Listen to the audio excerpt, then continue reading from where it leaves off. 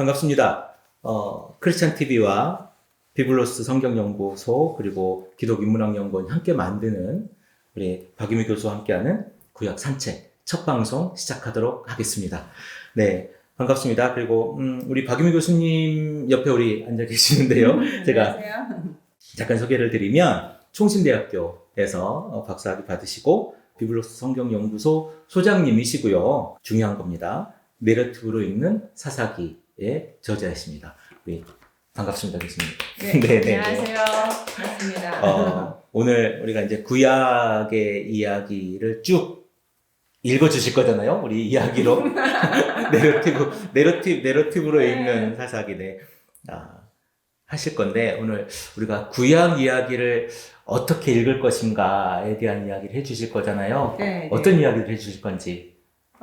일단 시작이니까 네네. 구약이 무엇인지, 구약이 무엇인지. 예, 구약은 어떤 것인지 뭐 이런 이야기들로 시작을 하면 좋을 것 같아요.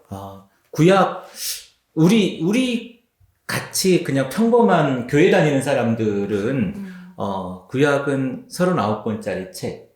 한 권처럼 보이나 39권짜리. 네. 그리고 모세오경이 있고 시편이 있고 그리고 말라기가 있는데 11조 얘기할 때만 말라기를 읽는 책. 뭐 이 정도? 그리고 모세오경은 모세가 썼다. 그리고 나머지는 누가 썼는지 모르겠으나 여러 사람이 썼다. 뭐 이 정도로 구약하면 알고 있는 것 같아요. 그래요? 네. 그래도 요즘은 예전에 비해서 네. 설교 구약 많이 하긴 하시던데. 그렇지만 뭐 잘 모르시겠다니 제가. 그쵸. 구약은요 사실 너무 어려워요. 너무 어려운 책. 네. 네. 일단 구약은 히브리어로 쓰여져 있고요. 히브리어.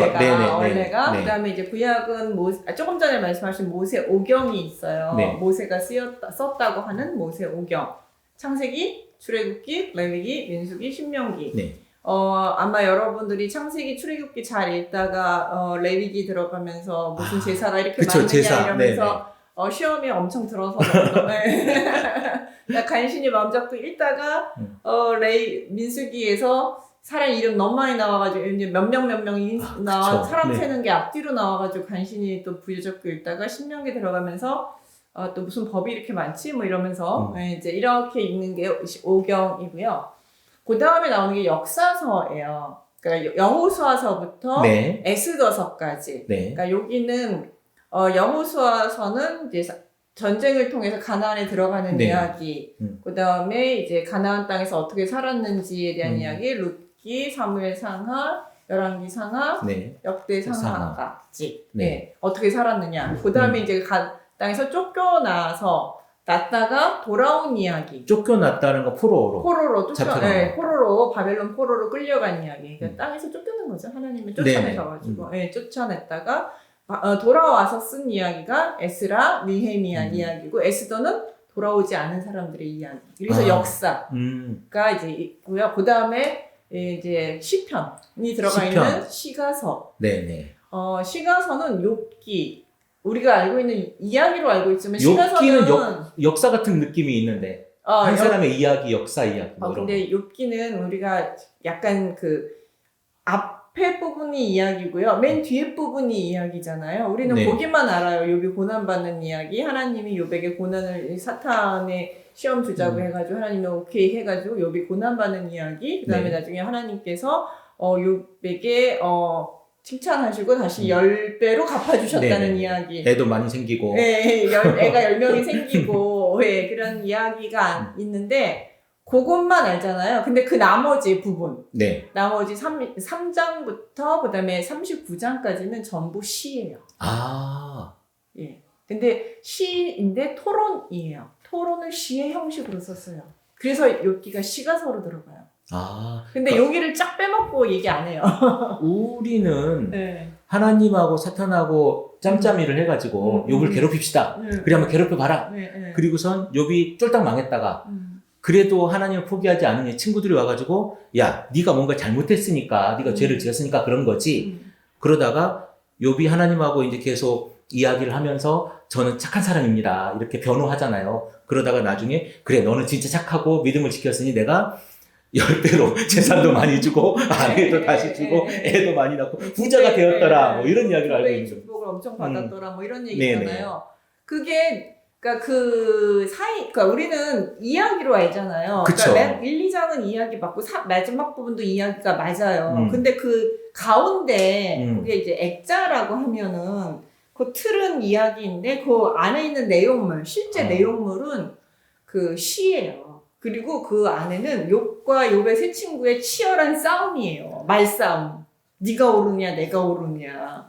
너만 지혜 있느냐 나도 지혜 있다. 누가 정말 진정한 지혜자인가 뭐 이렇게 하면서 엄청난 말싸움을 하는 거예요. 네. 그게 욥기예요. 그래서 시가서에 들어가요. 사실 나중에 뭐 그 욥기에 가면 다시 질문을 드릴 이야기이긴 하지만 절대로 시처럼 안 보입니다. 시편만 시처럼 보여요. 네, 그 한글 성경은 모든 시를 내러티브화하는 산문화, 시를 산문화하는 엄청난 능력을 가지고 있어요. 네. 어쨌든 네 시가서에 욥기가 있고 욥기, 시편, 잠언, 전도서, 아가서까지. 아가서까지가 이제 시편에 들어가고요. 원래는 이제 선지서에 들어가 있는 에레미야 애가가 있거든요. 이건 전통적으로 선지서에 넣기는 한데 에레미야 애가는 사실은 시예요. 노래, 그러니까 슬픈 노래. 애가니까. 그러니까 예루살렘이 멸망했을 때 예레미야가 불렀던 슬픈 노래. 예레미야의 슬픈 노래 뭐 이렇게 제목을 잡았으면 참 우리가 슬픈 노래구나 할 텐데 애가 하니까 그게 애자가 슬플 애자인지 사랑 애자인지 그냥 애가잖아요. 그냥 애가니까 성경에 그런 것들이 내용에도 굉장히 많아요. 헷갈리고 막 이런 것들이.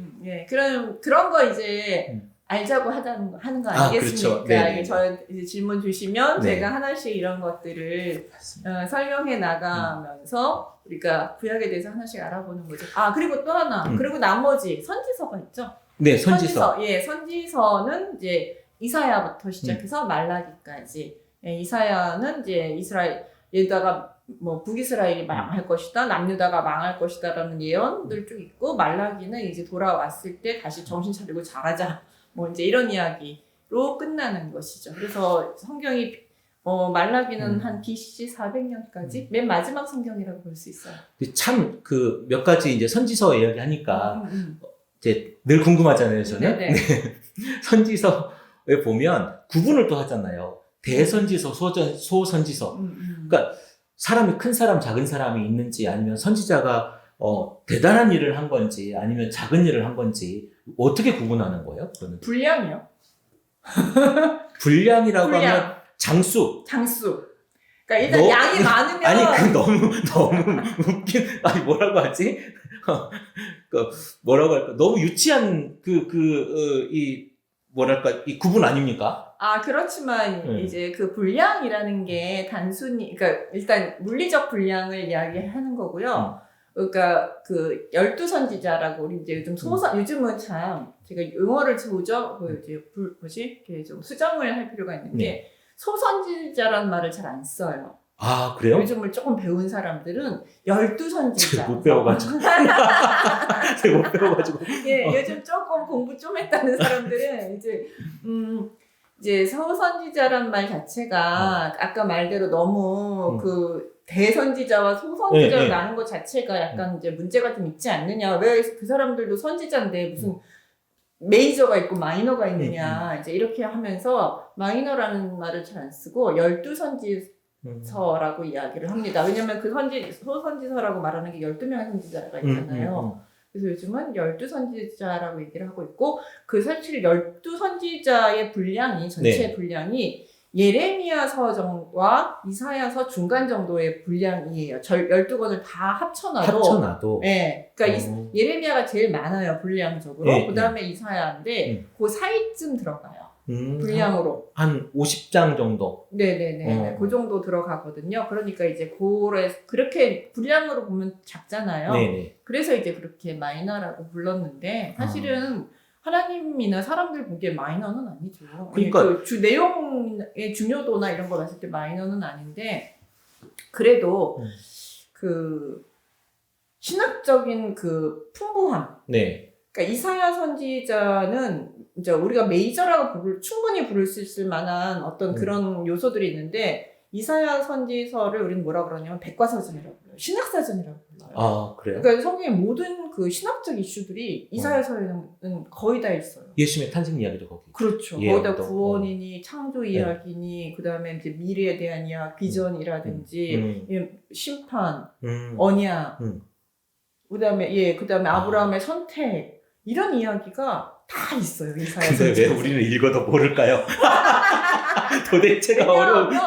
왜냐하면 이사야 너무 많아요. 그러니까 이사야서를 처음부터 끝까지 그 내용을 하나하나 분해가면서 읽는 게 너무너무 어려워요.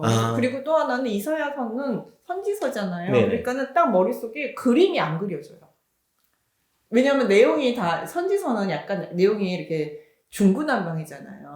왜냐면 선지서는 약간 그런 게 있잖아요. 내가 하고 싶을 때 필요할 때 그냥 막 말을 하는 거잖아요. 그러니까 이야기처럼 구성이 안 돼 있어요. 맥락이 있는 게 아니라 그냥 딱 주어지면 그들은 아는 맥락이지만 우리는 모르는 맥락 속에서 막 말이 주어지잖아요. 그러니까 맞아요. 머릿속에서 이렇게 딱 일정한 내러티브, 이야기가 쫙 그려지지 않다 보니 굉장히 토막토막 돼 있고. 토막토막 돼 있으니까 머릿속에 이사야가 무슨 내용이 있지? 하면 토막토막은 아는데 전체적으로 이렇게 쭉 알기는 어려우니까. 그럼 제가 모르고 있는 게 맞는 거죠? 어려운 게 맞는 거죠? 저도 몇 번 가르쳤는데 가르칠 때마다 또 봐야 돼요. 아, 그렇군요.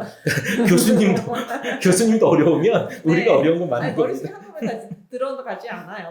어쨌든 그렇게 이사야는 많은 분량 이야기를 담고 있어요. 그러니까는 뭐 메이저라고 부르기에는 부족함이 없지만, 그러니까 많은 분량 안에는 많은 신학적 이슈를 담고 있어서 담고 있다. 그래서 더 많이 중요하게 많이 보기는 해요. 그렇지만 중요도에 있어서 뭐 마이너 소선지서라고 해서 뭐 덜 중요하다 이런 거는 아니라는 것이죠. 그러니까 하나님의 메시지를 전하는 건 그 분량이 작다고 하나님 메시지의 수준이 낮은 게 아니고 분량이 많다고 해서 하나님 메시지의 수준이 어마어마한 거는 또 다른 거. 저자가 어차피 하나님이시고 하나님이 말씀하셨는데 하나님이 동일하신 하나님이 동일하게 말씀하셨는데 거기에 뭐 수준의 차이라든지 뭐 이런 게 있다고 말하는 것 자체가 어불성설이죠. 그 대선지서, 소선지서 구분 자체가 사실은 맞아요. 그 뭡니까 12 선지자로 이렇게 하는 게 더 어울리는 것 같아요. 예, 맞아요. 그게 어울리는 것 같아요. 네, 맞아요.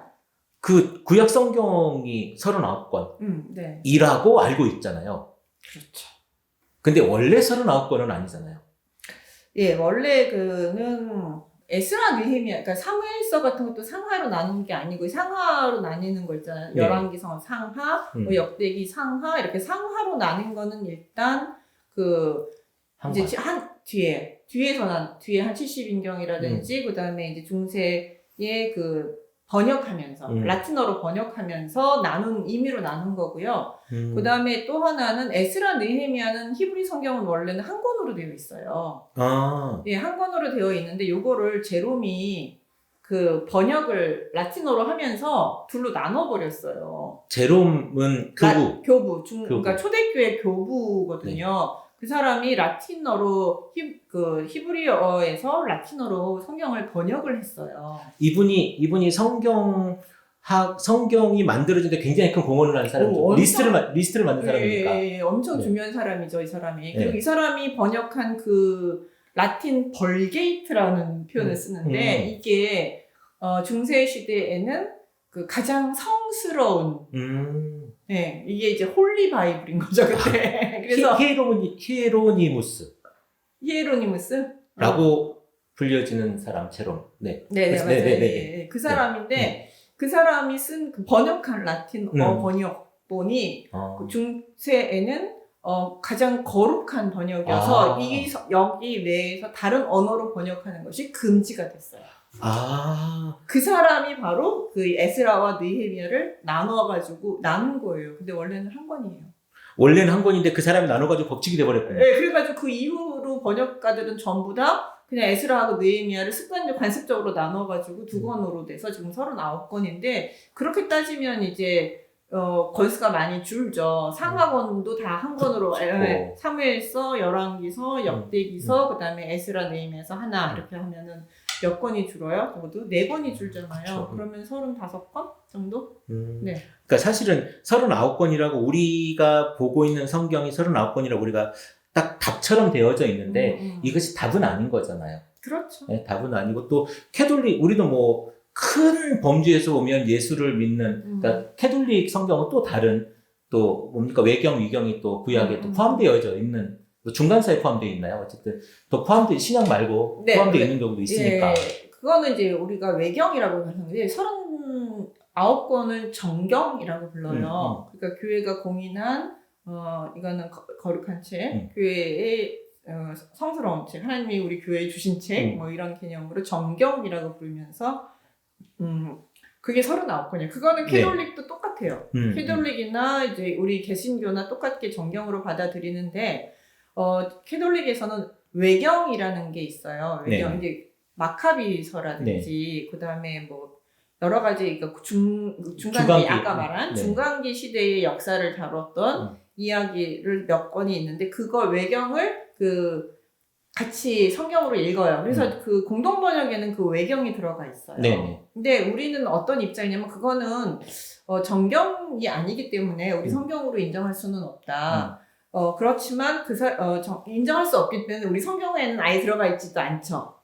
네네. 근데 그렇다고 해서 캐톨릭이 그걸 정경이라든지 아주 권 있는 걸로 또 다 받아들이는 건 아니고 우리 신앙에 유익한 참고도서. 그러니까 우리는 참고도서를 뺀 성경을 가지고 있는 셈이고 그 사람들 외경은 참고도서 좀 더 읽으면 유익한 그리고 중간 시대를 알 수 있는 왜냐면 중간 시대를 알고 그때 중간 시대에서 넘어가잖아요. 그쵸. 신약으로 넘어가잖아요. 네. 그러니까 이제 그 사이의 역사를 좀 알 수 있는 참고도서 정도로 해서 중간 시대면 말라기가 끝나고 예수가 태어나기 전 한 400년 정도의 그렇죠. 그 시간에 일어난 역사적인 이야기 아니면 현재적인 이야기를 중간기라고 하죠. 네, 그렇죠. 네, 그러니까 그 역사를 알 수 있는 참고 문헌. 그래서 되게 중요한 참고 문헌으로 이제 여기는 거죠. 그걸 외경이라고 해요. 그러면 그래서 외자가 바뀌잖아요. 저는 이해할 수 없는 것이긴 한데 이제 어쨌든 사용되어 위경도 있지 않습니까? 네. 위경은 사실은 그게 성경이 아닌 거잖아요. 성경과 유사하지만 성경이 아닌. 그쵸. 슈도라는 표현을 쓰는데 슈도라는 표현은 그러니까 성경이 아닌데 성경 안에 포함되어져 있는. 아니. 포함은 안 돼 있나요? 네, 포함 안 돼 있어요. 그러면 캐톨릭에서는 위경을 안 보나요? 위경은 여전히 캐톨릭도 위경이에요. 외경까지만. 그러니까 위경은 들어가진 않으나 아주 저쪽에 있는 좀 멀리 있는 거네요. 그러면? 그러니까 사이비. 그러니까 위경은 어떻게 보면 경전으로 보기에는 그냥 재밌는 이야기. 그 시대에 뭐 재밌는 이야기. 그러니까 유대 문서 정도. 유대 문헌 정도. 그 정도로. 네, 그 정도 선에 있고 그 위경에 대해서는 권위를 안 줍니다. 그래요. 그래서 왜 도마복음 나왔잖아요. 도마복음 위경이잖아요. 거기에 뭐 그 막달라 마리아가 예수님과 뭐 맞아요. 결혼을 하느니 뭐 이런 얘기 나오는 거를 그냥 재밌는 이야기이면서 그 시대의 생각을 볼 수 있는 그 시대 사람들의 생각을 볼 수 있는 좋은 자료이긴 하지만 경전으로서의 어떤 권위라든지 그 이야기의 신빙성에 대해서는 그렇게 높이 평가하진 않아요. 그래서 위경이라는 사입이라는 표현을 쓰는 거예요. 위경의 뜻이 딱 사입이에요. 그러니까요. 네네. 그러면 외경과 위경이 이렇게 있지만 우리 정경 이외에 있지만 그것들에 대해서는 그러니까 외경은 부록이나 참고도서로 우리가 인용되어지고 그래서 참고할 수 있지만 위경은 그냥 우리가 읽지 않는다. 뭐 읽어도 도움이 됐고 어느 정도 그러니까 다 받아들일 수 없는 부분이 많지만 그러나 또 그 안에는 그 시대의 어떤 문화나 이런 것들을 또 그 사람들의 생각을 그 도마복음을 쓴 사람들은 어떤 생각을 가지고 있는지 이런 파들이 있는지 뭐 이런 연구 자료 그 시대를 알 수 있는 어떤 문헌들로는 우리가 박사님들만 읽는 책. 네. 박사님들만 읽는 책으로 정리하도록 하겠습니다.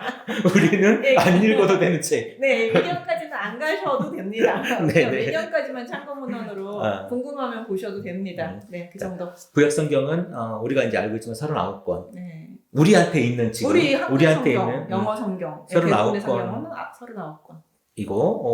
그 외경이라고 하는 것이 참고문헌으로 존재하지만 개신교 우리는 보지 않고 우리는 정경만 보고 있는 그리고 이제 히브리 성경은 우리가 지금 39권으로 보지만 39권보다 더 작게 있는 책이고 더 작게 되어 있죠.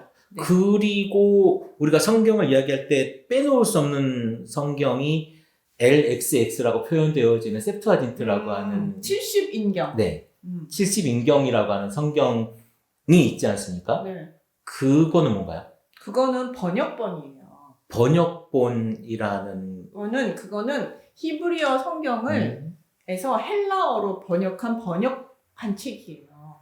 아, 원래는 히브리어 성경만 있었는데 네네네. 헬라어는 그리스 말이죠. 네. 그러니까 신약 성경이 쓰던 네. 그 말로 번역을 한 거네요. 네. 왜 번역을 했을까요? 그때는 그 전에는 번역할 필요가 없었을 텐데. 그게 그 디아스포라라고 흩어진 사람들. 네. 그러니까는 이제 그 바벨론 포로로 갔다 오고 나서 또 이제 무슨 마카비 전쟁이니 여러 가지 전쟁들이 있었잖아요. 네. 로마와의 전쟁 이러면서 유대인들이 이제 ht어지게 돼요. 여기저기로. 네. 이집트도 가고 어디 고대 근동 지역이나 다른 지역으로 이제 로마 쪽이나 이런 데 흩어지게 되면서 이게 이제 그 자기네 동네에서 살면 히브리어라든지 아람어, 그 당시 이제 아람어를 또 쓰게 됐거든요. 아람어나 히브리어로 이제 성경을 읽을 줄 알게 됐는데 이제 그 고대 다른 지역으로 흩어지게 되면서 유대인 회당들이 만들어졌는데 그곳에서는 히브리어를 못 읽는 거예요.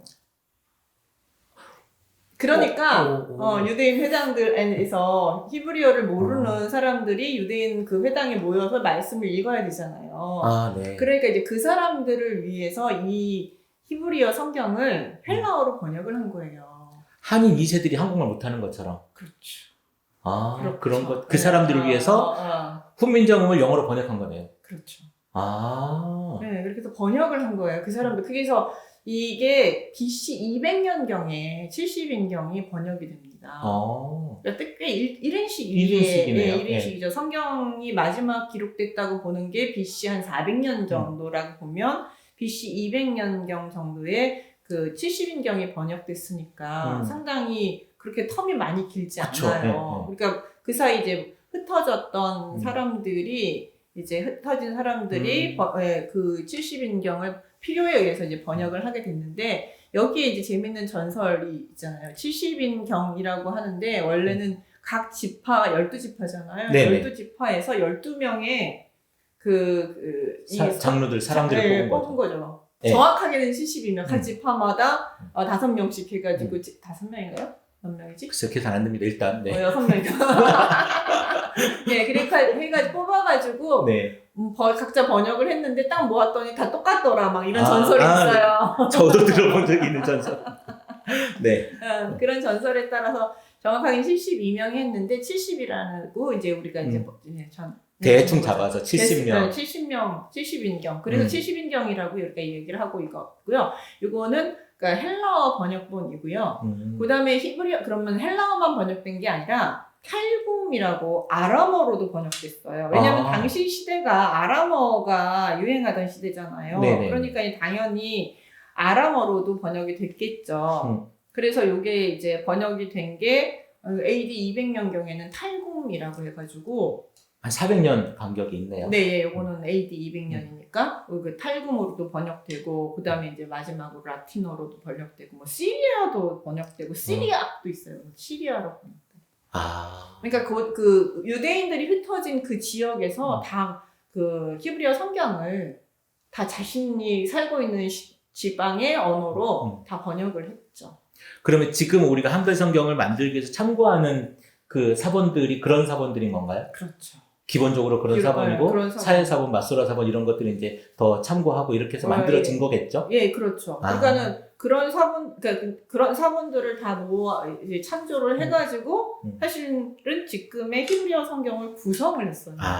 히브리어 성경이 이거 지금 뭐 얘기해도 될까요? 네네. 히브리어 성경이 모세가 딱 쓰고 그다음에 그 시대에 모세가 썼다든지 아니면 뭐 그 다윗 시대에 썼다든지 솔로몬 시대에 썼다든지 쓴 그게 원본으로 지금까지 계속 전달되는 게 아니잖아요. 시간이 워낙 그렇죠. 사본으로 전달되다가 막 전쟁이 나고 하니까 이게 또 막 흩어지기도 하고, 예, 불타고 없어지고 없어지기도 좀 하고, 잘 보존된 것도 있고 이러다 보니까, 예, 그리고 전쟁 나니까는 그 혹시 알죠? 양치기 소년이 그 사해 동굴에서 사해사본이라는 걸 이게 그 전쟁 나서 도망가면서 숨겨놨다가 그렇게 이제 막 하다 보니까. 이 성경 전체를 하나로 그 당시에는 이렇게 지금 이런 한 권이잖아요. 우리는 한 권으로 가뿐하게 들고 다니지만 그 당시에는 양피지라고 해서 두루마리로 이만한 거를 전쟁 났다가 들고 다니기가 어려우니까 이렇게 숨겨놓고 다닌 거죠. 그러다 보니까 얘네들이 다 흩어지면서 온전하게 딱 다 읽지를 못했죠. 그럼 자연스럽게 그래서 이제 이런 가지고 있는 걸 기본으로 해서 조금 부족한 부분은 70인경도 좀 하고 사해사본에서도 가져오고 시리학에서도 가져오고 이렇게 하면서 지금 BHS라고 부르는 우리가 지금 보고 있는 히브리어 성경을 어느 정도 재구성했습니다. 재구성하는데 도움을 좀 줬습니다. 그러니까 그대로 완벽하게 보존을 하지는 못했어요. 일단 그런 것이 있었군요. 네, 그런 역사가 있습니다. 그러니까 지금 이렇게 어느 날 갑자기 우리 한국 성경이 이렇게 뚝 떨어진 게 아니라는 거, 역사가 있다는 거. 얼마 전에 이건 이제 여담이긴 한데 얼마 전에 그 대한성서공회 홈페이지를 제가 가끔 들어가거든요. 들어가 보니까 새 한글 번역인가요? 이번에 그 시편하고 신약성경이 새로 번역이 돼서 나왔더라고요. 네네. 10년 동안 번역을 했다는데 새로 번역이 돼서 구약은 없고 구약 중에 시편만 있고 신약성경이 번역돼서 원문을 전부 제공을 해요. 그러니까 PDF로 제공을 하더라고요. 볼 수 있도록. 그래서 한번 저는 좀 읽어봤는데 비슷한 것 같아요. 제가 보기엔 비슷한 것 같은데 굉장히 많이 심혈을 기울였고 현대어랑 비슷하게 맞췄다고 하더라고요. 거기에 대한 내용으로 따로 이제 해설서도 굉장히 많이 이렇게 해놓으셔서 한번 성경에 관심 있는 분들이라면 한번 찾아가서 읽어볼 만한 그런 팁이 되지 않을까 싶습니다. 방금 이제 기록을 언제 400년 전에 BC 400년 뭐 200년 이렇게 말씀하셨잖아요. 그러니까 자연스럽게 기록 연대 얘기를 해볼 수 있을 것 같은데요. 성경이 하나님이 태초에 천지를 창조하심이 기록되어져 있잖아요. 그때가 언젠지는 아무도 사실 모르겠으나 성경이 글씨로 쓰여졌으니까 우리한테 왔을 거 아닙니까? 언제쯤 쓰여진 건가요, 그러면? 그거는 여러 가지 학설이 있습니다. 아주 여러 가지. 왜냐면 아무도 그 시대를 안 살았기 때문에 요즘처럼 이렇게 비디오 카메라로 남긴다거나 그 다음에 그 당시 기록을 했더라도 이제 그 기록이 다 남아있지 않고요. 우리는 다 추측만을 할 수 있을 뿐이에요. 왜냐하면 그 성경만 딱 있지 이 성경 외적 자료가 하나도 없어요. 이 성경 외적 자료, 예를 들어서 창세기를 기록해서 창세기 시대의 아브라함 이야기면 성경에만 딱 아브라함에 대한 이야기가 있지 성경 외적으로 아브라함에 대한 자료들이 전혀 없어요. 우리 보면 톱판 뭐 이런 거 해가지고 막 땅 파면 나오잖아요. 그런 거에 아브라함 이야기가 없습니까? 아브라함이 없어요. 그래요? 네, 어떤 역사적 자료들이 전혀 존재하지 않아요. 아브라함 이전도 굉장히 많은 사건들이 있었잖아요. 그렇죠. 다윗 시대도 보면 다윗이나 솔로몬 이야기도 그게 없어요. 성경에만 있는 건가요? 네.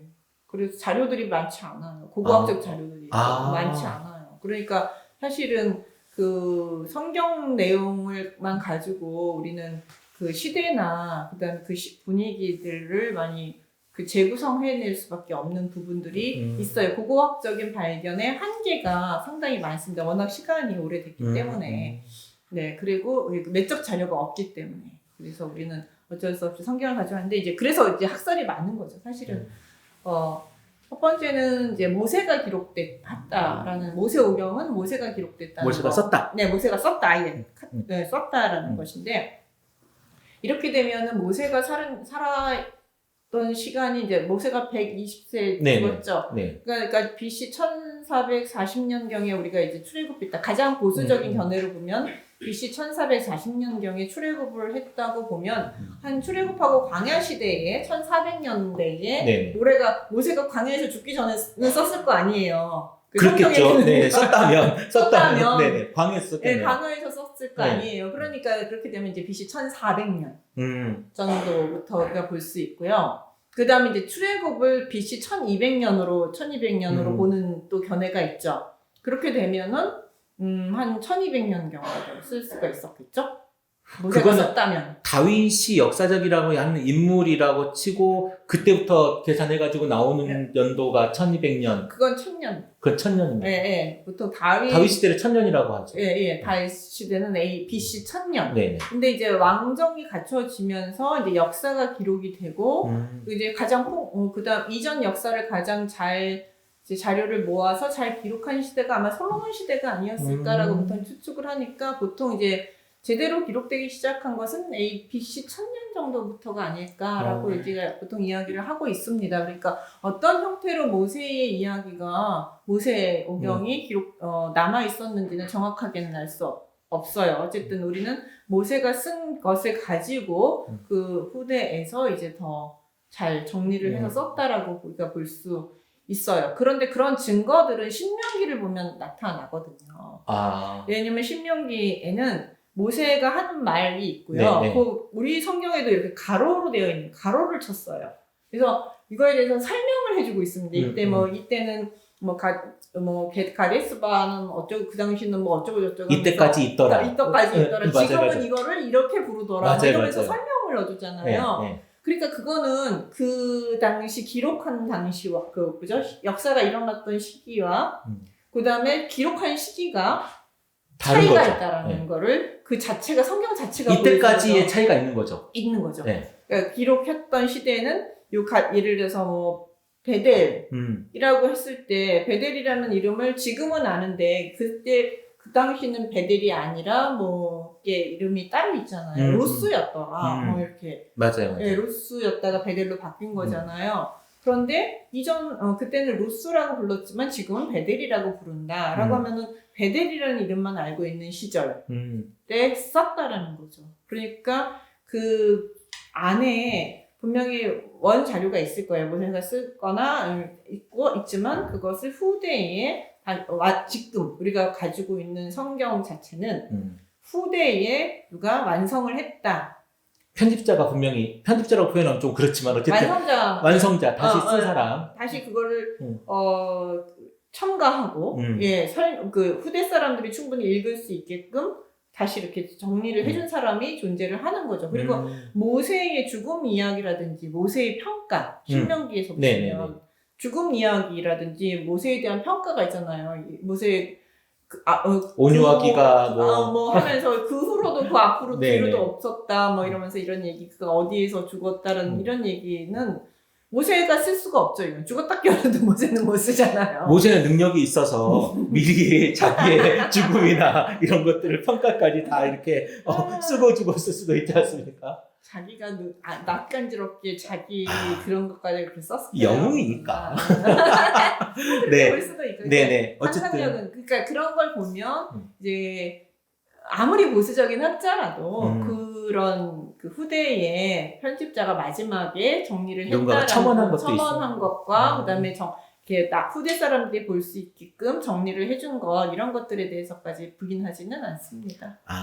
그러니까는 모세 시대부터 기록이 있었다라고 생각을 하면 그다음에 이제 역사는 이제 1000년부터 해서 왕정 시대 그리고 이제 자료들을 딱 가지고 있잖아요. 역대 지략에 있지 않느냐, 왕궁 사략에 있지 않느냐 이러다가 주변 정세도 있으니까. 정세도 있고 하니까 역사서는 그렇게 기록을 하다가요. 그러니까 가지고 있다가 사무엘서는 분명히 이제 다윗을 죽은 다음에 기록이 됐겠죠? 네네. 다윗이 죽은 다음에 솔로몬 시대에 기록이 됐다고 볼 수도 있지만 이게 이제 흘러가는 걸 보면 역사서가 열왕기서하고 연결이 되죠. 사무엘서가. 네네. 예, 그러니까 자료들은 가지고 있었지만 열왕기서가 언제 기록되냐면 포로기 때 기록됐거든요.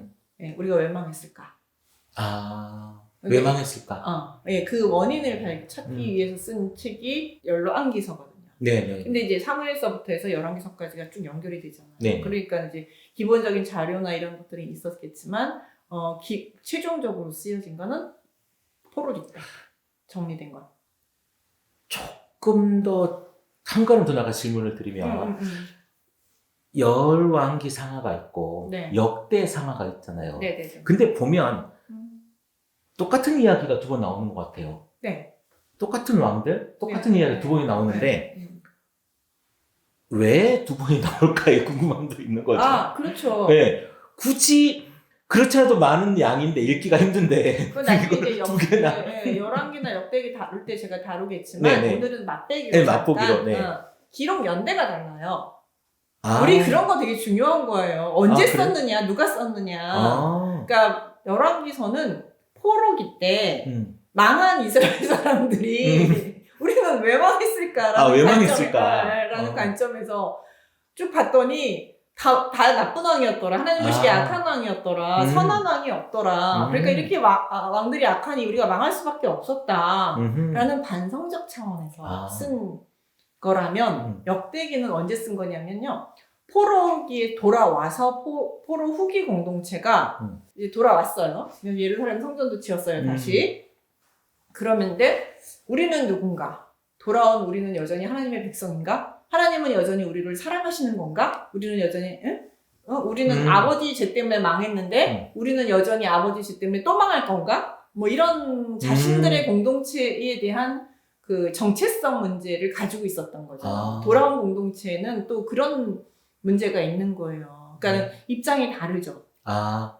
그러니까 관점도 다르고 입장도 다르고 시대가 그러니까 정황이 달라지다 보니까 역사를 바라보는 관점이 달라지잖아요. 세대 자체가 다른 거잖아요. 세대가 완전히 다르죠. 그러니까 이렇게 되면 한 70년이 넘죠. 그러니까 물리적 시대만 보면 70년이 넘고 그거보다 더 한 100년 정도 가까이 되겠죠.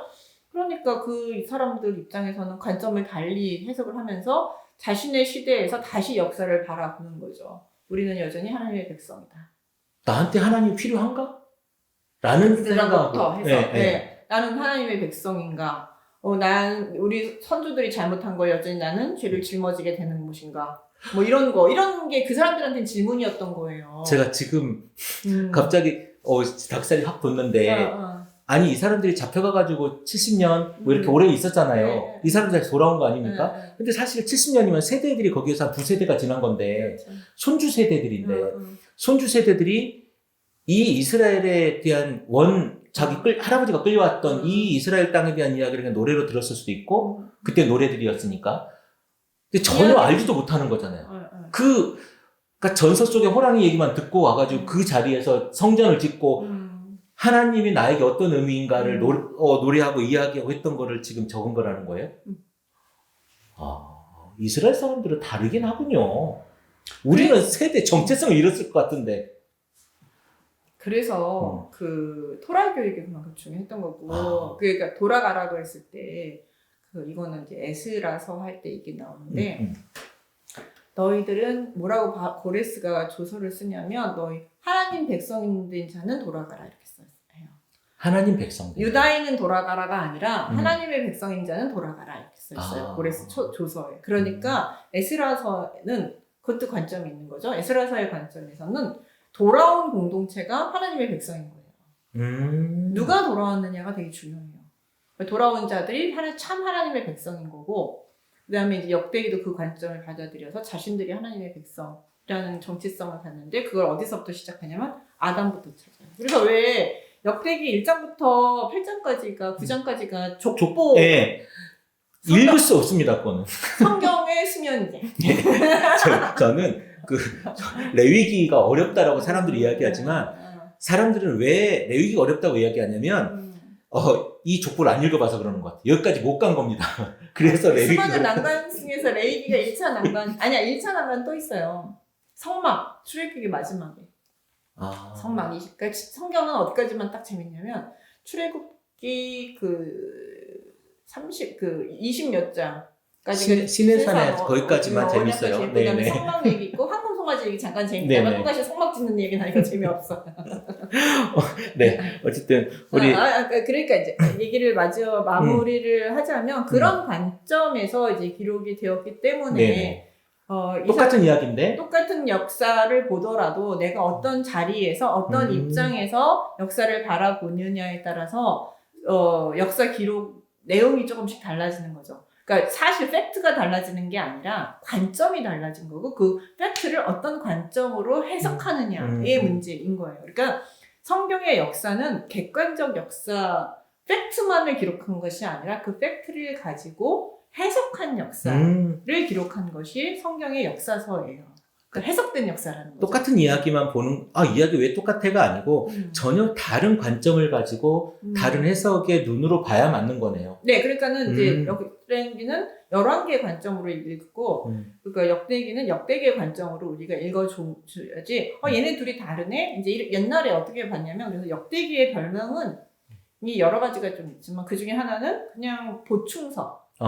예, 보충서. 열왕기 읽다가 내용이 조금 빠진 것 같으면 조금 첨가해주는 보충서. 그래서 뭐 빠진 것들, 뭐 이런 식의 별명도 있고, 뭐 참고 보충서. 뭐 보완을 해주는. 예, 그 정도로만. 역대기를. 좀 약하게 봤군요. 예, 오랜 전통 속에서 그렇게 역대기가 엄청 무시되던 시대가 있었죠. 제 마지막 기록이, 그러니까 요세시아 때 하고, 그다음에 역대기는 포로 공동체에서 돌아왔잖아요. 그때가 이제, BC 한 400년. 400년경. 네, 400년경. 그래서 성경은 기록을 우리가 아주 보수적인 견해로 본다라면, 뭐, BC 1400년부터 BC 400년까지. 한 1000년 동안 한 1000년 동안 써졌다. 쓰여진 이야기. 아니면 뭐 쓰는 거는 모르겠지만 1000년의 역사 이야기를 가지고 있는 일단 기본적으로 모세부터 시작한다면 기록 연대만. 근데 조금 좀 덜 보수적으로 본다라면 한 1000년부터 BC 한 다윗 시대부터 해서 어쨌든 그래도 600년. 600년 정도 역사를 가지고 기록한 책이지 단순히 한 사람이 앉아가지고 줄줄줄 쓴 한 권의 책이 아니라는 거예요. 그런 것들 우리는 한 권으로 보지만 수많은 역사층들이 존재한 굉장히 긴 호흡이 필요해요. 긴 호흡을 가지고 기록된 다양한 관점이 기록된 성경이라는 것이죠. 우리가 접하는 사실 성경은 해석된 설교가 굉장히 많은데 설교를 통한 그 접근이 굉장히 크거든요. 우리가 성경을 읽으면서 접근하는 것보다. 근데 그 설교적 접근이 굉장히 파편적이다. 그리고 우리가 이제 통속적으로 읽는다고 하잖아요. 전체를 쭉 꿰서 읽는 이런 공부 내지는 이런 게 거의 없다. 그래서 어려운 것 같아요. 구약을 제대로 볼 수 있는 장이 없어요. 목사님들도 제대로 안 가르쳐 주시는지 안 하시는 건지 모르겠는데 어렵고 우리가 성경을 펴나가면서 주석을 읽으면서 해나갈 수 있는 수준이 안 되잖아요. 교수님에게 산책을 부탁을 드린 거잖아요. 아마 긴 산책인데 이 여행 같은 산책 여행으로 바꿀까요? 구약 여행. 산책까지는 안 될 것 같아요. 네, 구약 여행으로 바꿔야 되겠죠. 네. 구약에 이제 저자들이 되게 많지 않습니까? 그렇죠. 네, 뭐 아까 얘기했던 12선지자도 있고 뭐 대선지자도 있고 그리고 또 이제 모세도 있고 그 여호수아도 쭉 많은데 이 저자들은 어떻게 보고 있는 건가요? 뭐 학자들의 이야기도 좋고 아니면은 어떻게 우리가 봐야 되는지 말씀을 해주시면. 그러니까 선지서 같은 경우에는 그 사람이 얘기했다라고 그 사람이 이야기를 받아서 뭐 호세아가 하나님 말씀 받아서 호세아에서 했다 그러니까 이제 호세아가 썼다 이런 게 이사야서 같은 경우도 뭐 전통적으로 전체를 그냥 이사야가 썼다라고 본 사람도 있고 이사야 1, 2, 3 나눠서 1은 이사야서 나머지는 이사야 전통을 받은 전승을 이은 사람들이 썼다 뭐 이제 이런 이야기를 하지만 어쨌든 간에 저자가 분명하거든요. 선지서 같은 경우는. 근데 시편도 그렇고 잠언도 그렇고 전도서도 그렇고 이제 그 저자가 분명하지 않아요. 그리고 사무엘서 같은 경우도 저자가 사무엘이 아니죠. 사무엘의 일수가 이야기를 없죠. 쓰고 있는 거. 아니죠. 사무엘 이야기는 앞부분에 7장까지 뿐이고 나머지는 사울 이야기 나오고 그쵸. 나머지는 다윗은 사무엘이 예. 죽은 다음에 그쵸. 이야기잖아요. 그러니까 사무엘이 썼다라고 전통적으로 말을 하고 싶지만 말을 해왔지만 미션 임파서블 죽은 다음에 이야기는 이미 다윗 나오면은 사무엘이 귀신으로 나오지 않습니까? 이렇게 그것도 사무엘 상까지만 무당이 불러내가지고 예, 귀신으로 나오죠. 그것도 사무엘 상까지만 아무리 그러니까는 사무엘서를 누가 기록했는지 알 수 없어요. 저자를 알 수 없고 저자 미상. 예, 저자 미상이에요. 그냥 전통적으로 유대인들이 사무엘이 맨 앞에 나오니까 사무엘이 썼다. 그래서 이제 사무엘서나 이런 걸 예언서로 넣어요. 예언자들이 썼다. 이제 이렇게 보는 거고요. 그다음에 열왕기서 누가 썼는지 모르잖아요.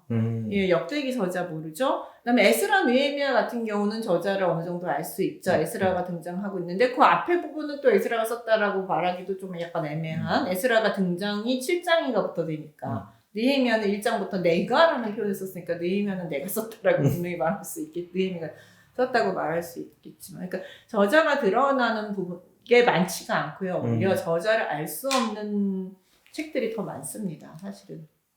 차라리 저자를 모르는 게 훨씬 더 신비감도 있고 하나님의 말씀이 우리에게 전해지는 느낌도 더 강하고 저는 좋은 것 같은데요. 굳이 뭐 이사야가 했어. 이사야가 이런 말을 했어. 이사야가 한 것처럼 느껴질 수 있거든요. 하나님, 그냥 제 생각이에요.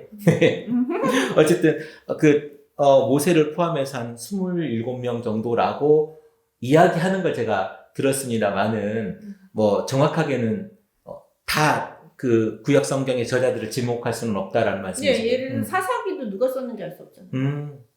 예, 그 여호수아서는 뭐 여호수아가 썼다고 하지만 그것도 이제 뭐 여호수아가 논란이 좀 있지 않습니까? 예, 그러니까 그것도 여호수아가 썼다는 전통이 있는 거예요. 전통적으로 여호수아가 썼다고 얘기하지만 과연 정말 여호수아가 썼느냐 이런 것들은 저자에 대해서는 우리가 그 전통이 그렇다 정도로만 알고 있으면 되지 정말 꼭 여호수아가 쓰지 않으면 쓴 것이라 아니라고 말하면 이단이다 잘못됐다 뭐 이렇게 말하는 거는 아니고요. 그냥 전통은 그렇게 얘기한다. 우리가 성경을 읽고 하나님 말씀을 이해하는데 저자가 중요한가요?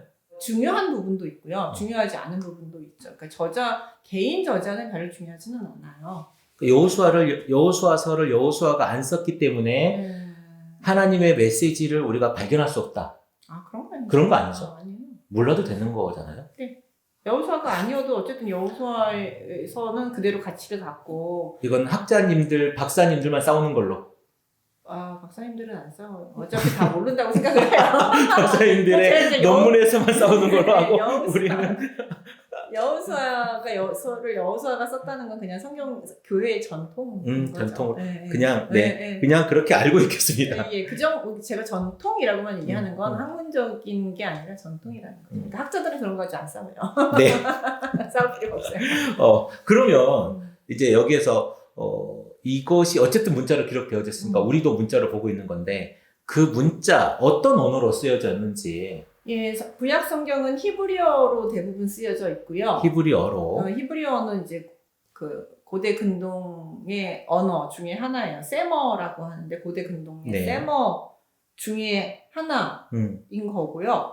그 다음에 그래서 이게 BC 그것도 한 1000년?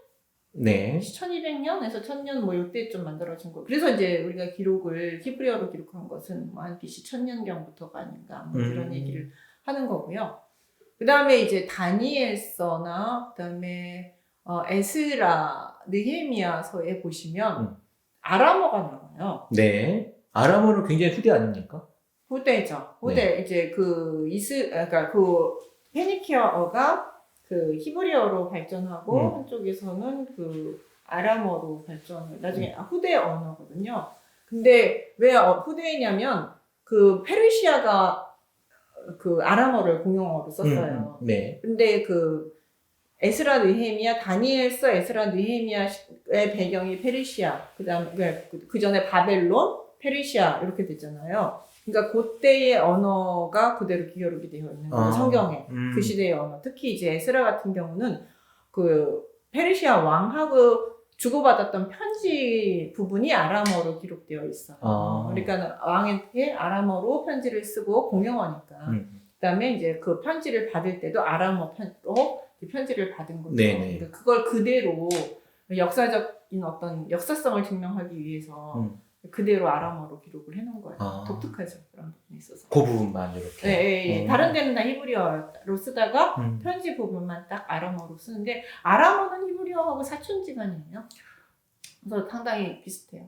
사실 많이 어려운 것 같아요. 저도 문자를 그러니까 구경을 해봤을 거 아니에요. 구경을 해보면 다들 비슷하게 쓰고 맨 처음에 이제 그 쇠기 문자 얘기하잖아요. 쇠기 문자니 아니면 페니키아 어니 이렇게 가나안 언어 이렇게 또 가나안 언어에서 갈라지고 비슷하고 뭉쳐지고 하면서 발전하잖아요. 그러니까 뭐 단어도 같이 교류하고 하는 거니까 제 생각인데 하나님께서 거룩한 언어로 히브리어나 가나안어를 택하셨는가? 그래서 성경을 기록하겠는가? 하나님은 가나안의 문화랑 친하지 말라고 하는데 그 땅의 언어로 성경을 기록하기에는 아이러니가 있다. 그냥 제가 그렇게 좀 아이러니라면 고민해 봤습니다. 그러니까 그 문화를 탐하지 말라는 건 그 이방 신을 섬기는 방식. 그러니까 신을 섬기는 방식이나 그 여러 가지가 언어와 떨어질 수는 없으니까. 예, 근데 이제 그 언어를 가지고 무엇을 언어는 수단이잖아요. 물론 언어 안에 정신이 들어가 있기는 하지만, 그러나 이제 그 언어는 일종의 수단이잖아요. 네네, 그 그쵸. 수단으로 하나님을 표현하는 것은, 하나님을 표현하고 하나님에 대해 설명하고, 하나님에 대한 신앙을 고백하고 하기에는 조금 더 부족함이 없는 거죠. 그러니까 어떤 언어인가는 사실 그렇게 중요하지 않아요. 만약에 그러니까 이제 어떤 언어로 기록하는 것이 좀 더 거룩한 언어냐. 그래서 그것만으로 기록을 해야 된다라고 얘기한 게 중세 아까 말한 라틴어.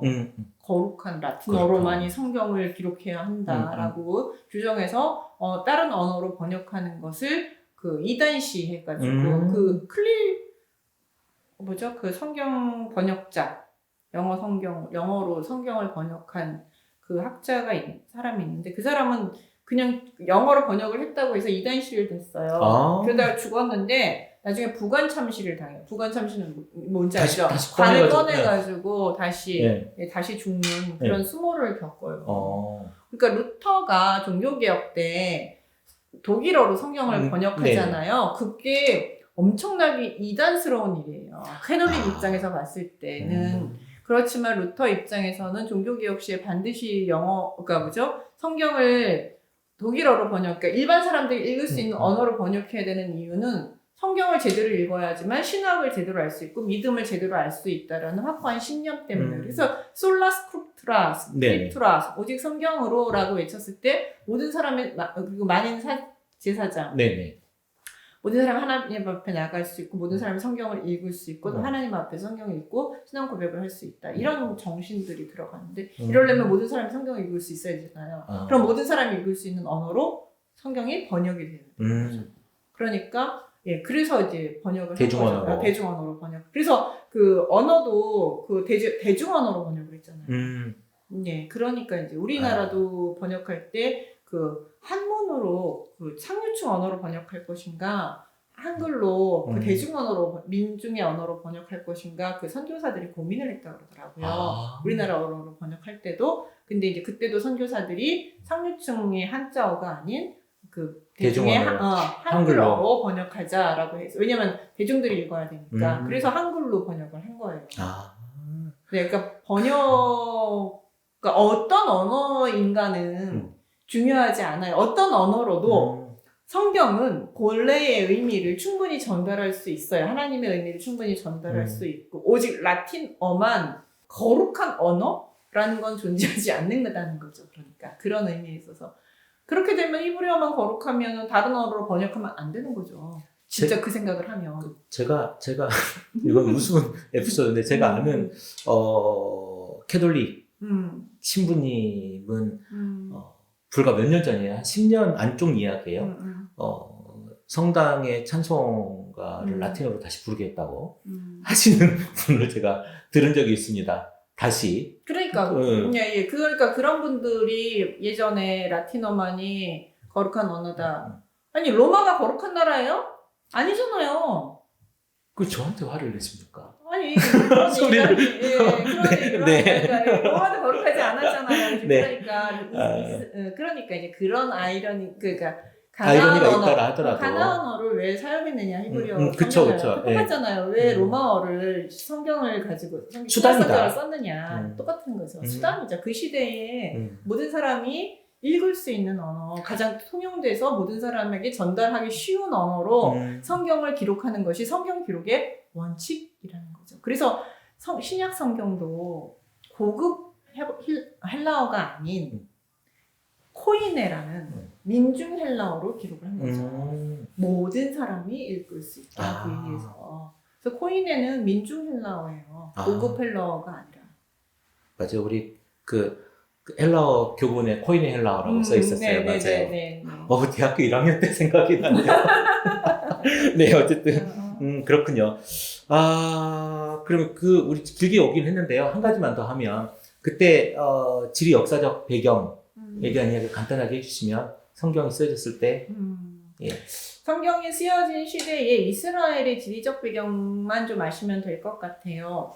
이스라엘이라는 팔레스틴 지역은 지중해 해변가. 지중해 해변가여서 반달지구라고 해서 고기가 되게 비옥한 반달지구라고 해서 해변가에 있기 때문에 그래도 농사짓기 좋은 되게 비옥한 땅이에요. 그래서 이제 젖과 꿀이 흐르는 땅이라고 얘기하는 거는 비옥함의 표시이죠. 근데 지정학적으로 여기가 위쪽으로는 아수르라든지 메소포타미아부터 시작해가지고 그 다음에 아수르, 시리안 고대 문명, 유프라테스 문명을 가지고 있는 제국들이 위로 있었고요. 그 다음에 밑으로는 또 나일강을 중심으로 한 이집트 문명을 꽃피운 이집트가 밑에 있었죠. 그러니까 두 열강 사이에 끼어 있는, 그래서 그 길이 통로예요.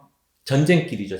전쟁길이기도 하고 무역길이기도 하고 갈등 남쪽에서 북쪽으로 가려면 이스라엘을 통과해야 되고 킹스 하이웨이라든지 왕의 대로 그런 길들이 나 있는 도로 요충지이기 때문에 평화 시대에는 무역로로서 상당히 부유함을 누릴 수 있는 곳이지만 전쟁 시에는 반드시 지나가야 될 통로이기 때문에 이쪽에서도 치고 이쪽 밑에서도 치고 위에서도 치는 중간에 끼어 있는 마치 우리나라 대한민국 같은 중국과 세계 열강 각축장과 비슷한 그런 지리적 배경을 가지고 있어요. 그렇기 때문에 그런 역사적인 상황들이 그우리 성경을 읽다 보면 특히 고스란히 다 등장을 하고 있습니다. 그래서 애국과의 관계에 대해서는 상당히 의존적이었고 친애국적인 면이 많아요. 솔로몬이 외국 딸하고 결혼했잖아요. 바로 딸하고 결혼했잖아요. 친애국적이기도 하고 위쪽하고는 어떨 때는 조공을 바쳤다가 어떨 땐 독립적이었다가 뭐 이러면서 그 줄타기 외교를 하기도 하면서 그런 배경을 가지고 있죠. 외교적으로 굉장히 예민하고 또 위험한 되게 위험한 지역이에요. 그래서 잘못 줄탔다가는 맞아 죽고. 그렇죠. 그러니까 그 마지막 때에 보시면 그 바벨론에 줄탔다가 애굽한테 쫓겨나고 그 다음에 이제 바벨론이 또 예레미야 때 그런 일이 일어나지 않습니까? 애굽도 줄탔다가 바벨론한테 쫓겨나고 이러면서 이제 그 시드기야 왕이라 여호야긴 왕들이 계속 그렇게 해서 바뀌는 거거든요. 그러니까 줄타기가 되게 쉽지 않은 어려운 그 지정학적 위치를 가지고 있어요. 사실은 그 굉장히 다이나믹한 이야기들이 많이 나올 수밖에 없는 이유가 지정학적 위치 때문에 그런 거잖아요. 성경에 이제 원역사를 빼고 나면 그 이야기들이 고스란히 다 드러나는 거죠. 한 70% 정도의 이야기가 그 이야기잖아요. 그렇죠. 선지자들의 이야기들도 그때 다 이야기하고 있는 거죠. 이사야 같은 경우 절대 애굽을 의지하지 말라라든지 애굽편에서 설지 말라라든지 이러면서 바벨론이 계속 나오고 바벨론에 그냥 동조해라. 어차피 끌려갈까. 북이스라엘 아수르한테 절대 의지하지 아수르한테 절대 전쟁하지 말아라. 그래서 반아수르 동맹에 가입하지 말아라. 막 이러고. 그러니까 북이스라엘은 반아수르 동맹에 가입했다가 결국 멸망당하고 유다는 이사야 말 들어서 반아수르 동맹에 가입하지 않아서 살아남고 이제 이런 그러니까 그런 역사적 부침들이 선지서나 예레미야서나 그다음에 역사서에 잘 드러나고 있어요. 그러니까 성경이 사실은 우리는 하나님의 그 축제 연갑설처럼 하나님의 말씀을 그대로 우리 펜을 통해서 이렇게 프린트 하듯이 해준 이야기처럼만 사실 보는 경향도 있거든요. 없지 않은데 이렇게 조금 더 폭넓게 볼 수 있는 시각을 가질 수 있을 것 같은 희망이 생겼습니다. 오늘 우리가 사실은 길게 얘기했는데요. 더 재밌는 이야기는 다음 편부터 시작이 되겠죠? 이제 다음 편에 시작이 되나요? 네, 얼마 전 자연부터 이제 창세기부터 우리가 창세기부터 창조부터 우리 이제 하나하나 이야기를 해나가면 되게 재밌을 것 같아요. 창조도 할 얘기가 되게 많잖아요. 아, 그래요? 요즘 또 생태계 위기 문제와 결부돼서 창조신학이 또 새롭게 부각이 되고 있거든요. 저만 모르고 있군요. 창조신학을 모르면 이 생태 문제를 얘기할 수 없어요. 잘 가르쳐 주십시오. 네. 오늘 우리 박유미 교수님하고 성경을 그냥 큰 틀에서 이야기를 한번 쭉 위에서 이렇게 보면서 한번 봤는데요.